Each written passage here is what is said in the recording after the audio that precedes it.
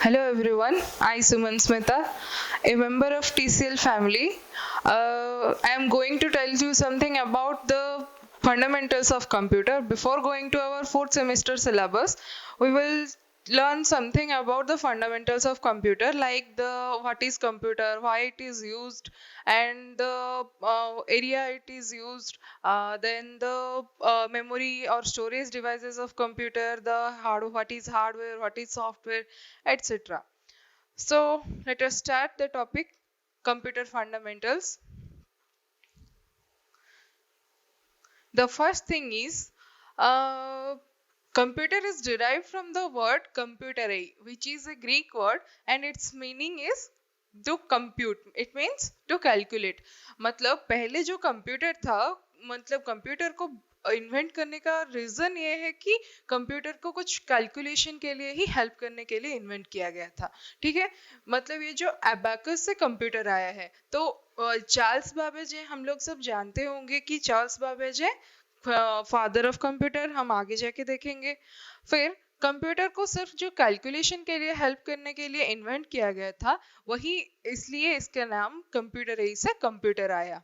ठीक है, तो कंप्यूटर आजकल तो आप सबको पता होगा कि कंप्यूटर हर एक जगह में कंपलसरी हो गया है. तो ये सब जानना भी बहुत जरूरी हो गया है, क्योंकि आजकल जो डिजिटल इंडिया का प्रोग्राम चल रहा है, तो ये सब जो चल रहा है, ये सब हमें भी जानना इतना जरूरी है कि कंप्यूटर में कैसे काम करते हैं, क्या क्या बेनिफिट्स होते हैं इसके, तो इसके ये कौन से एरिया में यूज होता है, कहाँ ये क्या क्या एडवांटेजेस देता है, ये सब हमें भी जानना जरूरी है.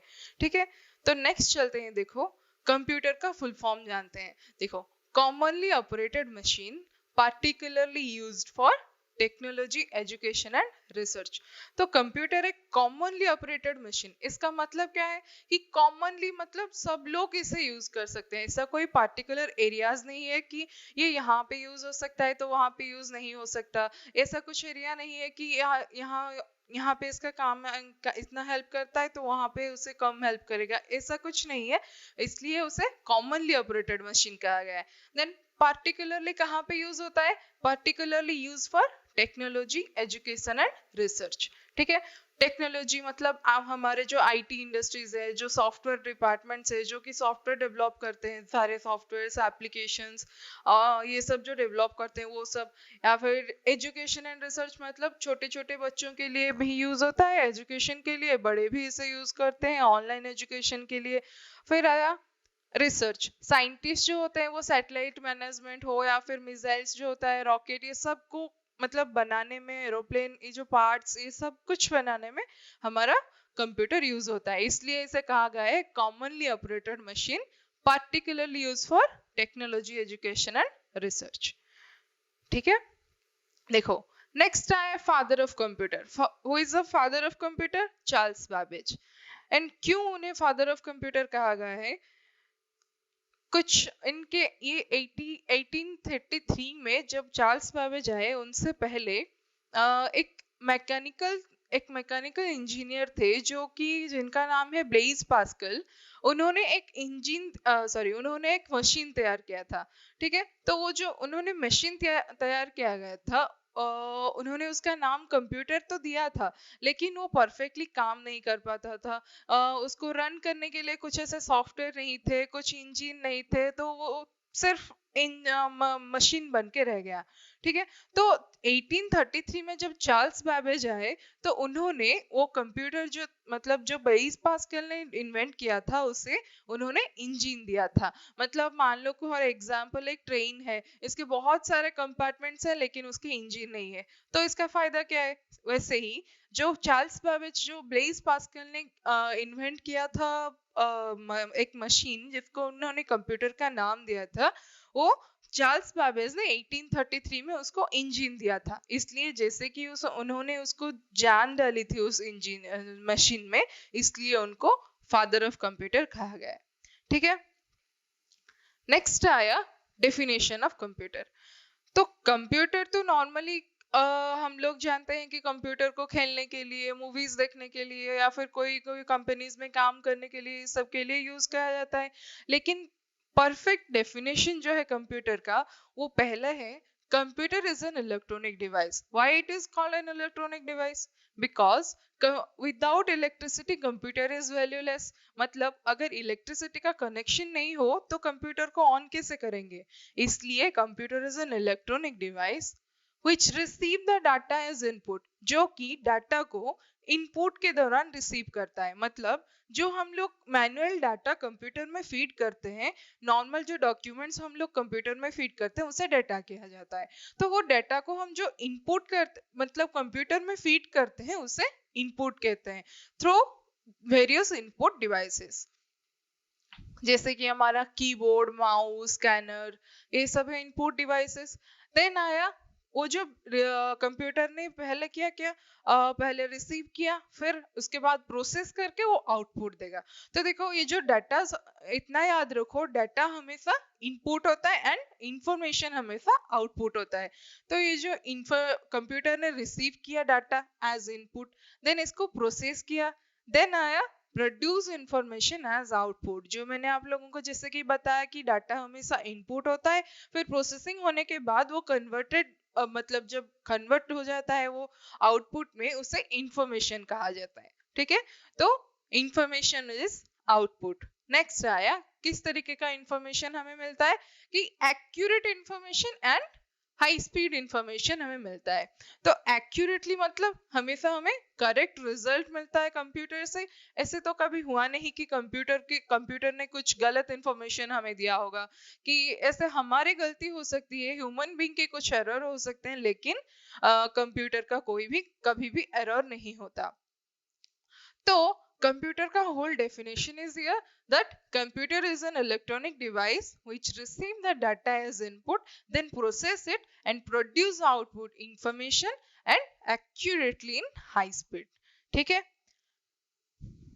तो ये आया देखो डेटा कैसे कन्वर्ट होके इंफॉर्मेशन में आता है. यहाँ पे है हमारा मैनुअल डाटा. मैनुअल डाटा यहाँ पे इनपुट हुआ, कंप्यूटर में फीड हुआ, फिर यहाँ पे प्रोसेसिंग हुआ. किस डिवाइस में प्रोसेसिंग होगा ना? सीपीयू, सेंट्रल प्रोसेसिंग यूनिट कहा जाता है. तो सेंट्रल प्रोसेसिंग यूनिट का काम ही यही है कि सीपीयू का काम ही यही है कि कंप्यूटर में जो भी इनपुट होगा उसे प्रोसेस करके आउटपुट देना.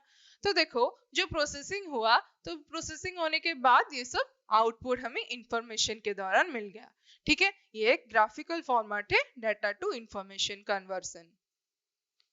देखो नेक्स्ट आया कंपोनेंट्स ऑफ कंप्यूटर. ऐसे तो बहुत सारे कंपोनेंट्स है कंप्यूटर में, फिर भी ये कुछ मेजर कंपोनेंट्स है. मतलब देखो जैसे कि मिनिमम तो हमें चाहिए मॉनिटर, देन कीबोर्ड, माउस, ये सब सीपीयू, ये सब तो मेजर कंपोनेंट्स है, मतलब बेसिक कंपोनेंट्स जिसके बिना कंप्यूटर हम चला नहीं सकते. उसके बाद आता है यूपीएस, अनइंटरप्टेड पावर सप्लाई जिसे कहा जाता है, जो कि मिनिमम 20 मिनट्स तक, मतलब करंट कनेक्शन जाने के बाद मिनिमम 20 मिनट्स तक हमें इलेक्ट्रिसिटी, एक बैटरी की तरह इलेक्ट्रिसिटी हमें प्रोवाइड करता है. देन आया स्पीकर है, प्रिंटर है, माइक्रोफोन है, ये सब है input and output devices of computer. अच्छा, इतना याद रखो कि जब एक नॉर्मल एक मॉनिटर होगा, सीपीयू होगा, कीबोर्ड होगा, माउस होगा, तो उसे हम एक पर्सनल कंप्यूटर या फिर जो हम पीसी कहते हैं वो कह सकते हैं. लेकिन एक वर्ड है वर्क स्टेशन. वर्क स्टेशन मतलब एक टेबल है जिसमें एक मॉनिटर है, प्रिंटर है, स्कैनर है, सीपीयू है, कीबोर्ड, माउस, मतलब बहुत सारे डिवाइसेस जो कि फिजिकली कनेक्टेड हो गए एक कंप्यूटर को. ठीक है, तो उसको हम वर्क स्टेशन कहते हैं. नेक्स्ट आया देखो एडवांटेजेस ऑफ कंप्यूटर. मतलब कंप्यूटर तो हमें पता है कि हर एक जगह में कंप्यूटर यूज होता है, लेकिन कंप्यूटर में इससे तो बहुत सारा एडवांटेज है. एडवांटेजेस मतलब कंप्यूटर से हमें क्या क्या बेनिफिट्स मिलती है. तो ऐसे तो बहुत सारे बेनिफिट्स हैं जो कि कंप्यूटर हमें देता है, लेकिन मैं मेजर 6 एडवांटेजेस बताऊंगी. जो कि पहला है देखो speed. Computer speed is very fast, very fast, जो कि एक नानो सेकेंड में कंप्यूटर हर एक ऑपरेशन को परफॉर्म कर लेता है, जो कि 10⁻⁹ सेकेंड्स है. ठीक है, हम चाहे तो भी कभी भी कंप्यूटर के साथ कंपेयर नहीं कर सकते हमारी स्पीड को. देन आया storage. Next one is storage, high capacity of storage and expendable. High capacity मतलब देखो अभी हम लोग कुछ याद रखने की कोशिश करते हैं। फॉर एग्जाम्पल हम हमारे पास्ट की कुछ बातें होते हैं या फिर बहुत पुरानी पुरानी बातें जो हमें कुछ दिनों तक याद रहती है, या फिर हाँ ऐसे कुछ बातें याद रहती है, लेकिन बहुत सारे ऐसे सब कुछ तो हम याद नहीं रह सकते कि यहाँ पे इतने आदमी थे, यहाँ पे उतने मतलब ये सब्जेक्ट हमारा था, हम ये पढ़े थे, ऐसे कुछ कुछ टॉपिक्स हम पढ़े थे जो बचपन में वो सब हमें याद है, लेकिन ऐसे सब कुछ तो याद नहीं है। लेकिन हम अगर कंप्यूटर में वो सब फीड कर लें तो वो अभी क्या 10 साल क्या 100 साल के बाद भी अगर तुम कंप्यूटर को ऑन करोगे तो वो हम देख पाएंगे। तो उसको कहते हैं high capacity of storage. And expandable का मतलब क्या है? एक्सपांडेबल मतलब इसको एक्सटेंसिबल मतलब इसको एक्सपांड कर सकते हैं। फॉर एग्जाम्पल देखो, मान लो कि मेरे कंप्यूटर का जो स्टोरेज कैपेसिटी है वो मान लो मेरा 500 GB है, ठीक है। तो 500 GB जो है वो फुल हो गया तो मुझे मैसेज आएगा कि your storage device is full. तो मुझे उसमें से डाटा डिलीट करना पड़ेगा, या फिर कुछ ब्लैंक डिवाइसेस जैसे कि सीडी हो या फिर पेन ड्राइव हो, ऐसे कुछ डिवाइसेस में मुझे ट्रांसफर करना पड़ेगा डाटा। तो मैं ट्रांसफर करने के बाद अगर मैं पेन ड्राइव में ट्रांसफर कर लूँ तो फिर से मेरे कंप्यूटर का मेमोरी मतलब खाली हो गया, तो उसको मैं पेन ड्राइव के इंजेक्ट करके मैं कंप्यूटर के मेमोरी को एक्सटेंड कर पाई कि नहीं, तो वही है expandable memory. Next one is versatility. Computer is an versatile machine because it can be use in each and every sector. मतलब कंप्यूटर को एक वर्सटाइल मशीन इसीलिए कहा जाता है क्योंकि computer each and every sector, for example ले लो, एडमिनिस्ट्रेशन हो, बैंकिंग हो, इंश्योरेंस हो, या फिर हमारा ऑफिशियल जो कि एडमिनिस्ट्रेशन, या फिर कंपनी वर्क हो, या फिर तुम्हारा एंटरटेनमेंट फील्ड हो, या फिर रिसर्च डेवलपमेंट, कुछ भी काम के लिए कंप्यूटर को हम यूज कर सकते हैं। नेक्स्ट आया डिलीगेंस। डिलीगेंस मतलब इट नेवर गेट्स टायर्ड, मतलब कंप्यूटर कभी भी टायर्ड नहीं होता। तो फॉर जैसे कि कंप्यूटर को इलेक्ट्रिसिटी देते जाओ तो वो दिन भर क्या दिन 24/7 वो चलता रहेगा। फॉर एग्जाम्पल एक कंपनी है, जैसे कि कंपनीज में 8 आवर की शिफ्ट्स होती हैं, तो 8 आवर के बाद क्या होता है ना, वो बैच एम्प्लॉयज घर जाते हैं, दूसरे बैच के आके वही कंप्यूटर में बैठ के काम करते हैं।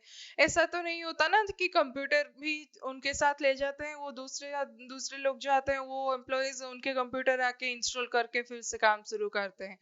तो यही जो है बात, तो कंप्यूटर इसका मतलब है कंप्यूटर कभी थकता नहीं है। ऐसे कभी सुने हो कंप्यूटर को बोलते हुए भैया रुको मैं थोड़ा थक गया हूँ, यहाँ पे चाय पानी पी के आता हूँ, कि ऐसे कुछ?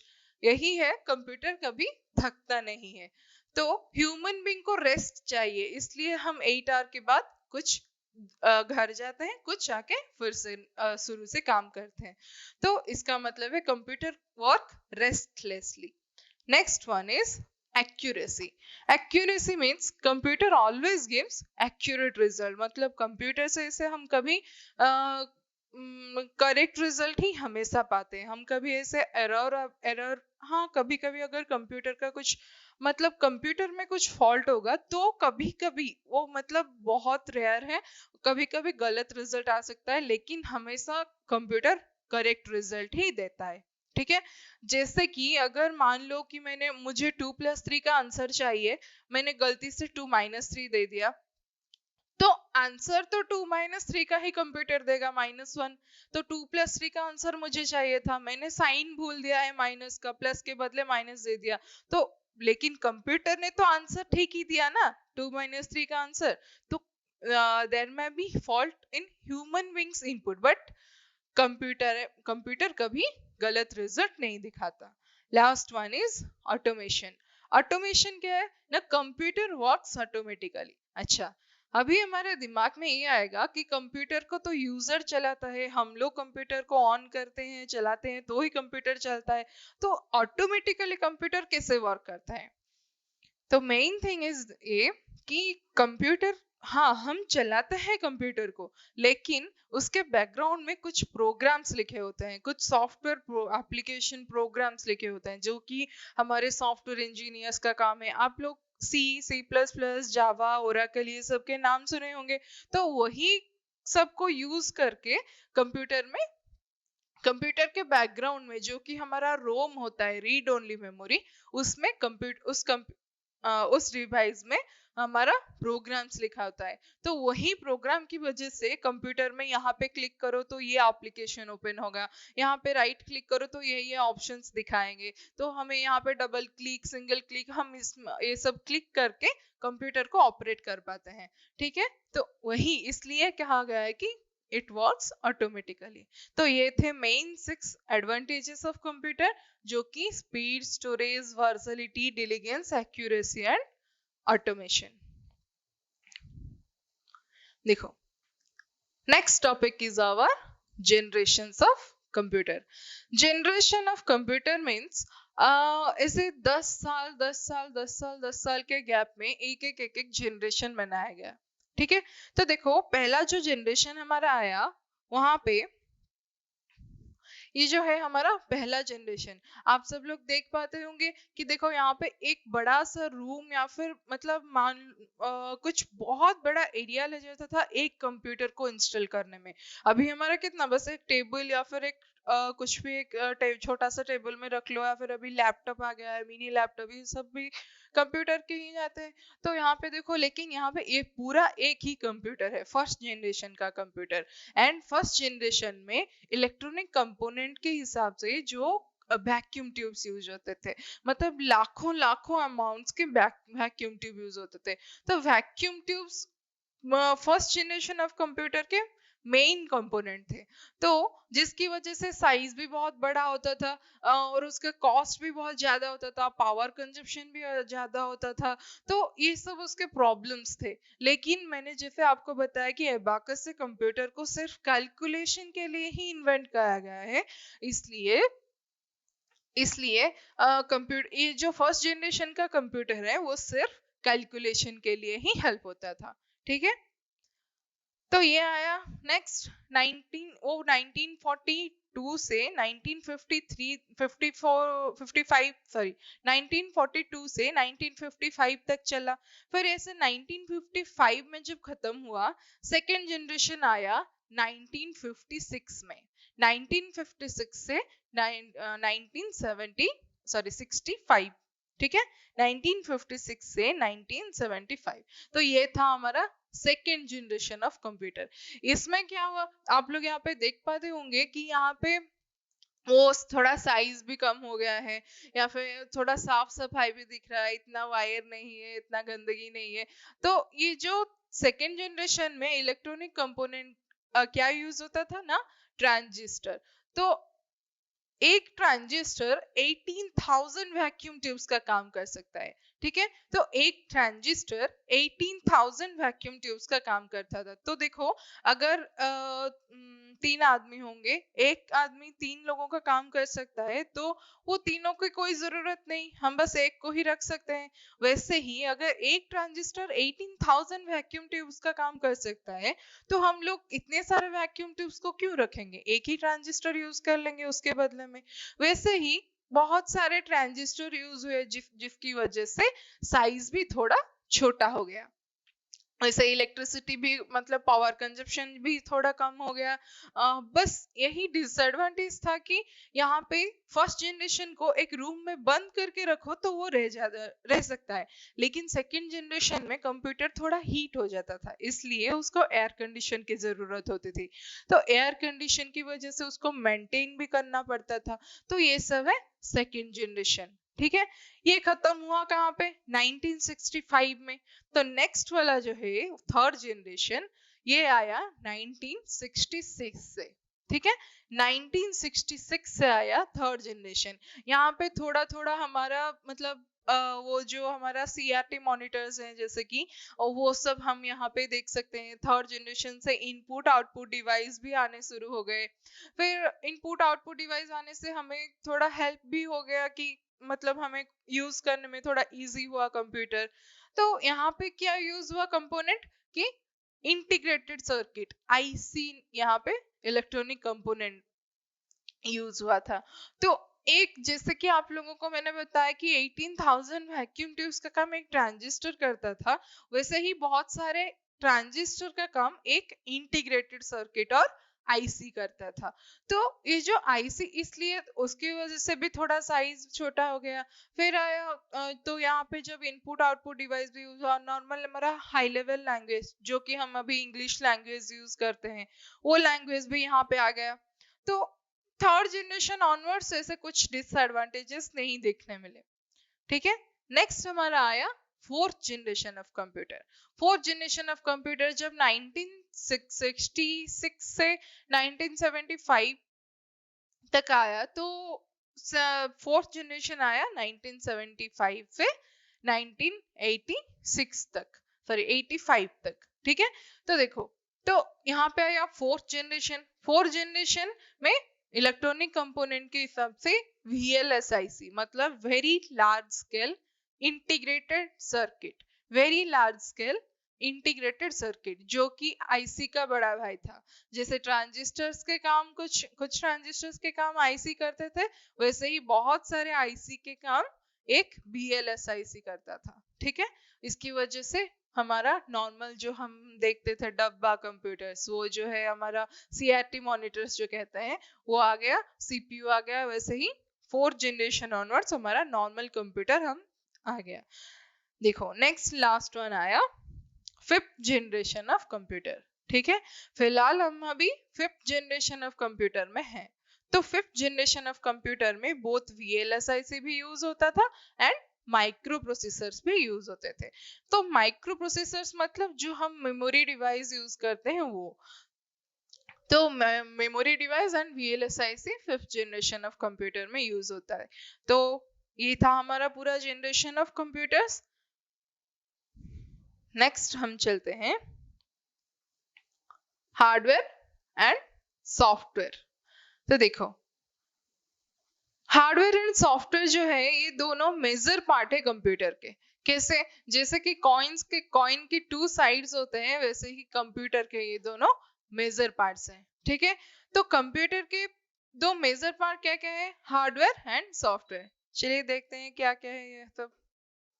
देखो, हार्डवेयर, हार्डवेयर जो है वो physical tangible devices of computer. Physical tangible devices of computer means जो कि कंप्यूटर को फिजिकली कनेक्टेड होगा। ठीक है, मतलब टेंजिबल मतलब क्या है? जो कि सीने, जो which we can see and touch, मतलब जो डिवाइसेस को हम देख सकते हैं एंड छू भी सकते हैं, फील कर सकते हैं, वो सब है tangible devices। ठीक है, तो tangible devices of computer is called hardware।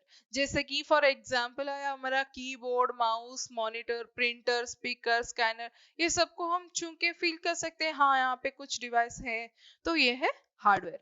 उसका ठीक ऑपोजिट है सॉफ्टवेयर। मतलब सॉफ्टवेयर जो है वो, जैसे कि ह्यूमन बॉडी में ब्लड का फ्लो होता है, वैसे ही अगर सॉफ्टवेयर नहीं हो तो कंप्यूटर का कोई फायदा नहीं है। मतलब हमारे पास अगर हार्डवेयर कंपोनेंट्स हैं लेकिन सॉफ्टवेयर नहीं है तो कंप्यूटर हम चला नहीं सकते। वैसे ही सॉफ्टवेयर हमारे पास है लेकिन हार्डवेयर डिवाइसेस कुछ भी नहीं है तो भी हम कंप्यूटर चला नहीं सकते। ठीक है, वैसे ही देखो सॉफ्टवेयर क्या है कि a set of program which helps to run the computer। मतलब a set of program, जैसे कि मैंने आप सबको बताया कि कंप्यूटर के बैकग्राउंड में जो कि रोम में कुछ प्रोग्राम्स लिखे होंगे, वैसे उसी को सॉफ्टवेयर, मतलब सॉफ्टवेयर जो है वही सेट ऑफ प्रोग्राम है। वो जो set of program which helps the computer to run, मतलब वो कंप्यूटर को, हार्डवेयर डिवाइसेस को रन करने में हेल्प करते हैं। तो ऐसे सॉफ्टवेयर तो बहुत सारे हैं। वैसे जैसे कि एग्जांपल एनी एप्लीकेशन, जो कि एप्लीकेशन सॉफ्टवेयर के अंडर जाता है, जैसे कि हमारा माइक्रोसॉफ्ट ऑफिस हो या फिर टैली हो या फिर फोटोशॉप हो, कुछ भी एप्लीकेशंस हो वो सब एप्लीकेशन सॉफ्टवेयर के अंदर जाएंगे। फिर आया ऑपरेटिंग सिस्टम, जो कि सिस्टम सॉफ्टवेयर के अंदर जाएगा। तो ऑपरेटिंग सिस्टम, फिर आया क्विक हिल, मतलब जैसे यूटिलिटी सॉफ्टवेयर हैं, वो सब है सॉफ्टवेयर के टाइप्स। ठीक है, देखो नेक्स्ट हमारा आया input and output devices. Input and output devices मतलब हम डेटा को इनपुट करते हैं, वो प्रोसेस होता है, फिर वो आउटपुट आउटपुट देता है। तो इनपुट जो हम फीड करते हैं जो डेटा, वो कुछ डिवाइसेस के हेल्प से हम कंप्यूटर में फीड करते हैं। वही जो डिवाइसेस है उसे इनपुट कहा जाता है। देखो जैसे कि इनपुट डिवाइसेस में हमारा आता है mouse, keyboard, scanner, microphone, joystick, OCR जो कि है optical character reader, optical marker reader, MICR, magnetic character reader, ये सब जो है वो इनपुट डिवाइसेस है। देखो माउस भी हमारा टू टाइप्स के आता है, एक है ऑप्टिकल माउस, दूसरा आता है मैकेनिकल माउस। मतलब ऑप्टिकल माउस जो है वो ऐसे उसके सरफेस में एक लेंस लगा होता है जो कि हम अभी यूज करते हैं। एंड मैकेनिकल माउस मतलब जो पहले आता था उसके सरफेस में एक बॉल लगा होता था, वो टच होगा, वो मूव होगा तो वो कंप्यूटर में एरो मार्क वो मूव होता था। ठीक है, तो उसके ऑपोजिट है आउटपुट डिवाइस। इनपुट डिवाइस का काम ये है कि यूजर से रिसीव करना, वैसे ही आउटपुट डिवाइस का काम है यूजर को डिस्प्ले मतलब आउटपुट और रिजल्ट प्रोवाइड करना। जैसे कि मॉनिटर, प्रिंटर, प्लॉटर, स्पीकर, ये सब है हमारे आउटपुट डिवाइसेस। मॉनिटर क्या है? मोनोक्रोम एंड ब्लैक, मतलब मोनोक्रोम मतलब ब्लैक एंड व्हाइट मॉनिटर होता था, और अभी आ गया है कलर मॉनिटर्स। ठीक है, वैसे ही आया प्रिंटर। प्रिंटर क्या है? इम्पैक्ट प्रिंटर्स है and non impact printer. Impact printer मतलब जो प्रिंटर में ink and paper physical contact में आते हैं तो वो है इम्पैक्ट प्रिंटर। एंड जो प्रिंटर में फिजिकल कांटेक्ट में पेपर एंड इंक नहीं आते हैं, सिर्फ स्प्रे होके उसमें प्रिंट होता है, वो है नॉन इम्पैक्ट प्रिंटर। ठीक है, नेक्स्ट आया प्लॉटर। प्लॉटर क्या है? जो आप लोग देखे होंगे ऐसे जो होर्डिंग या फिर फ्लेक्स बनाते हैं, वो सब होता है, वो सब जिसमें प्रिंट होके आता है उसे प्लॉटर कहते हैं। फिर स्पीकर, ये सब है हमारे आउटपुट डिवाइसेस। तो इतना याद रखो कि कंप्यूटर हमेशा दो तरीके का इन आउटपुट दे सकता है, जैसे कि एक सॉफ्ट कॉपी आउटपुट, दूसरा हार्ड कॉपी आउटपुट। ठीक है, तो सॉफ्ट कॉपी आउटपुट जो होता है वो नॉर्मली हम मॉनिटर में ही देख सकते हैं, क्योंकि सॉफ्ट कॉपी मतलब जो कि हम सिर्फ देख सकते हैं, उसे टच नहीं कर सकते। ठीक है, जो मतलब जो हार्ड कॉपी आउटपुट होता है, हार्ड कॉपी आउटपुट को हम टच कर सकते हैं। जैसे कि प्रिंटर, प्लॉटर, इसमें ये सब डिवाइसेस में जो हमारा आउटपुट आता है वो सब है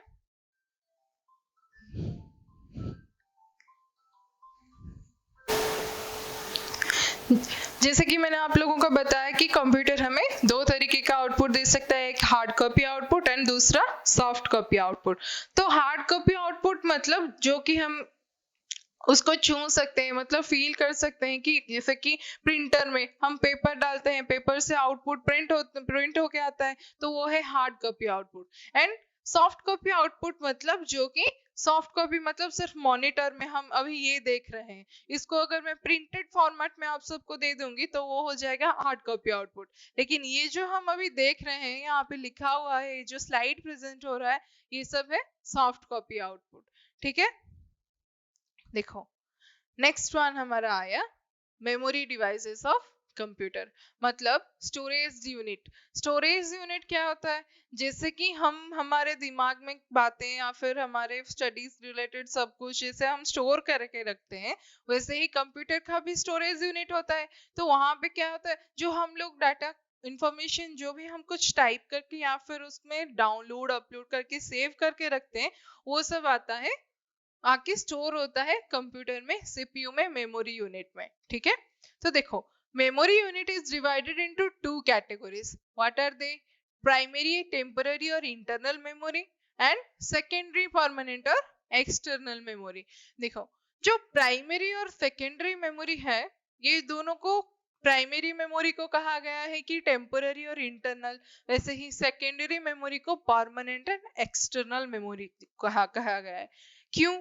देखो प्राइमरी मेमोरी मतलब जो कि सीपीयू में ऑलरेडी फिक्स होगा, वो है प्राइमरी मेमोरी। मतलब सीपीयू हम जब नए कंप्यूटर इंस्टॉल करेंगे तब सीपीयू में ऑलरेडी प्राइमरी मेमोरी होगा, तो वो है प्राइमरी मेमोरी जो है वो, उसको इसलिए इंटरनल मेमोरी कहा जाता है।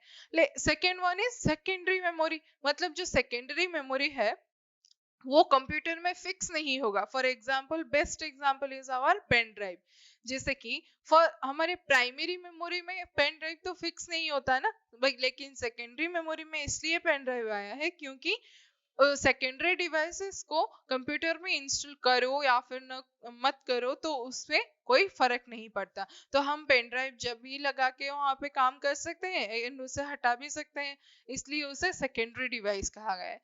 इसको टेम्पररी, इसको परमानेंट करने का रीजन क्या है? देखो, टेम्पररी कहने का मतलब प्राइमरी मेमोरी को वोलेटाइल कहा गया है। वोलेटाइल मतलब ऐसे ऐसे कभी कभी हुआ होगा आप लोगों के साथ भी, आप लोग कंप्यूटर में काम कर रहे होंगे, फिर ऐसे हम सडनली ऐसे करंट चला गया या फिर कोई भी रीजन की वजह से ऐसे कंप्यूटर ऑफ हो गया, तो डाटा भी डिलीट हो जाता है। हम लोग अगर सेव नहीं किए होंगे तो वो फाइल डिलीट हो जाता है, तो उसे ही कहा गया है कि वोलेटाइल मेमोरी। मतलब उसमें डाटा डिलीट होने का चांसेस है, इसलिए इसको टेम्पररी मेमोरी कहा गया है।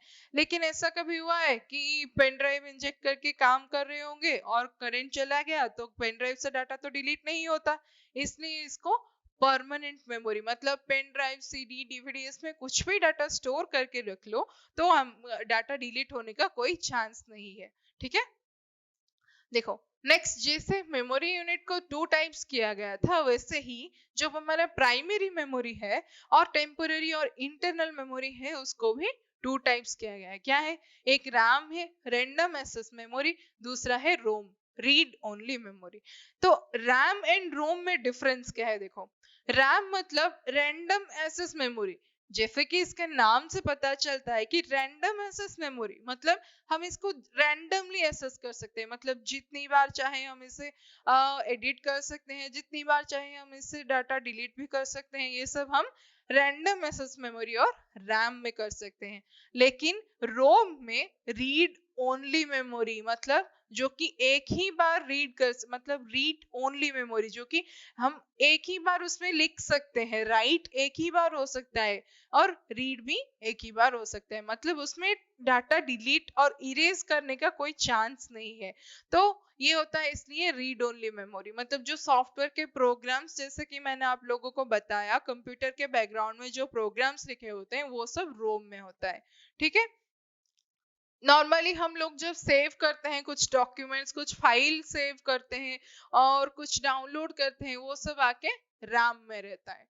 ठीक है, तो रैम को इसलिए RNW या फिर रीड एंड राइट मेमोरी कहा गया है, एंड रोम को WORM, तो write once read more, WORM, write once read more कहा गया है। ठीक है, देखो next last one is random access memory. जो हमारा राम है उसको भी टू कैटेगरीज का किया गया है। तो यहाँ पे एक एस राम एंड दूसरा डी राम। एस राम मतलब static RAM, D RAM stands for dynamic RAM. इन दोनों में क्या डिफरेंस है? देखो, स्टैटिक राम जो है हमारा वो थोड़ा फास्ट, कैसे ना, डायनामिक राम को कुछ ऐसे तुम यूज करके जाओ तो थोड़ी देर बाद वो रिफ्रेश मांगेगा, मतलब ऐसे वो हीट हो जाएगा या फिर कोई भी रीजन की वजह से हमें कंप्यूटर को थोड़े वक्त के लिए शट डाउन करना पड़ेगा। लेकिन जो एस राम है उसको रिफ्रेशमेंट नहीं चाहिए, वो कंटिन्यूसली वर्क कर सकता है, इसलिए डी राम को थोड़ा हम ऑन ऑफ ऐसे करके काम करेंगे, एंड एस राम को क्या करेंगे ना, हम लोग एस राम में कंटिन्यूसली काम कर सकते हैं। ठीक है, तो इन दोनों में फास्टर कौन सा हुआ? ऑब्वियसली एस राम फास्टर हुआ।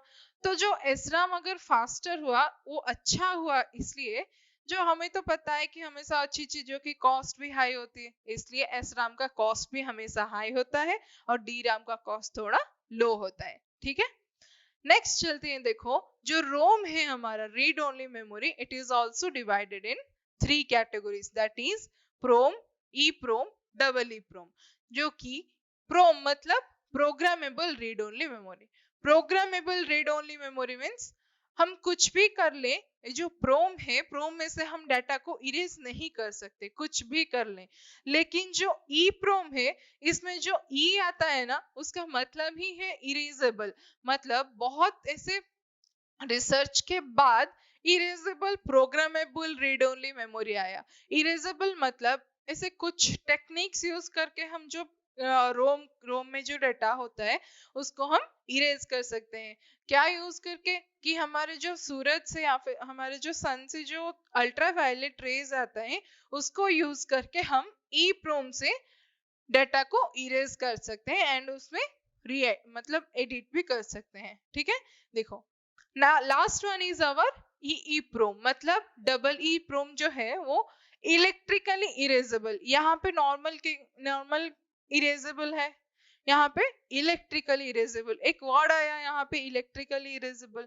तो यहाँ पे अल्ट्रावायलेट रेज को यूज करके इरेज किया जाता था, लेकिन यहाँ पे इलेक्ट्रिकल मतलब इलेक्ट्रिकल सिग्नल्स को यूज करके रोम से डाटा को डिलीट किया जाता है और उसमें रीराइट करते हैं। ठीक है, तो ये था हमारा प्राइमरी मेमोरी का सेक्शन।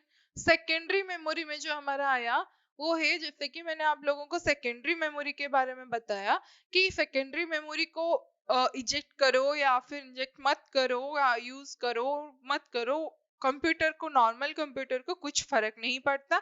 बस हमें कंप्यूटर के जैसे कि एक्सपैंड करना है मेमोरी को, इसलिए हम सेकेंडरी स्टोरेज यूनिट्स यूज करते हैं। For example CD, compact disc, DVD, digital versatile disc, ऐसे ही एचडीडी मतलब हार्ड डिस्क ड्राइव, वैसे ही एफडीडी मतलब फ्लॉपी डिस्क ड्राइव, एमडी मतलब मैग्नेटिक डिस्क, ये सब है हमारे, पीडी मतलब पेन ड्राइव, ये सब है हमारे सेकेंडरी स्टोरेज डिवाइस। ठीक है, तो ये था हमारा whole memory unit of computer.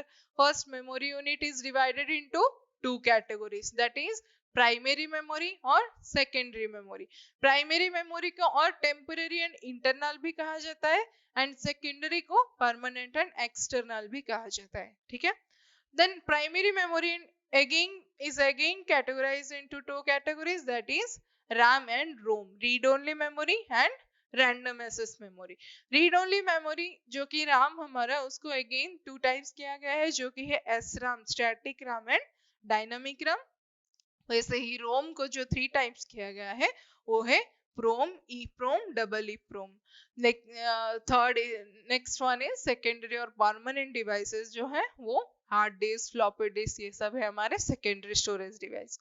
ठीक है, देखो नेक्स्ट हम चलते हैं कंप्यूटर के टाइप्स।